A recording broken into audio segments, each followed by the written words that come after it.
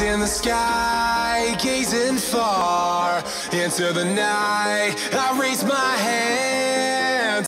I pozdrav svima, danas ću vam pokazati kako da namestite, to jest da napravite nišan za CSGO. Znači idete, kucite na Google CSGO Crosshair generator. Uđite ovo ovdje, link će biti u deskripciji. I sad ovdje imate ponuđeni onaj nišan po defaultu, onaj klasičan iz 1.6. Samo da vidimo. Prvo znači što treba da namestite, kako odrediti koji vam je nišan potreban.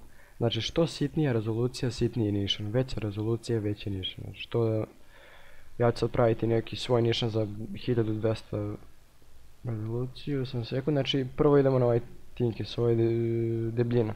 Znači debljina to treba da bude nekih 1 ili može, 1 je dovoljno. Size, odnosno veličina. Ja ću to smanjiti, ne znam, na 3.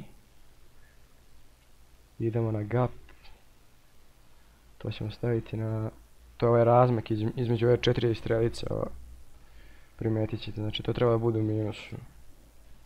A na primjer -2. Ovako je solidno. I ovaj outline, ajde dodat ćemo, ovdje stisnemo. Sada ćemo kecat, ima onako malo crne boje. Ovako već nije loše. Alfa, ove boje, ovo ćemo stavimo na nekih 236, tako. I promijenit ćemo boju, na primjer, u crvenu. Znači nemojte koristiti crnu boju, zato što crna boja, vidite, ovdje već ne možete da odredite. Čim je malo tamnije ne možete provaliti gdje mu je glava, a gdje mu je noga, mislim, nemojte to raditi.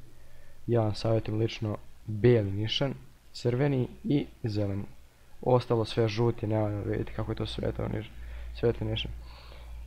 Znači to nemojte raditi, ni plavi, plavi je isto skoro kod crni, mislim, glupo skoro. Zavisi, za neke mape je dobar, za neke nije, znači ja ću u ovom trenutku staviti crveni. I isključit ću ipak ovaj outline, da bi bilo malo dreščavija boja. I sad kako ubaciti nišan. Znači samo prekopirate ovaj link ovdje. Prekopirate ovdje i ubacite u konzolu kanteru. Vi uđete u deathmatch ili gdje već, samo da provjerite da li ste ubacili za svaki slučaj.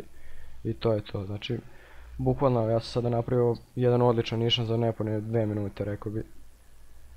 Lako, brzo i efikasno. Znači to bi bilo to za ovaj tutorial, hvala što ste gledali. Ostavite like, komentar, šerujte klip.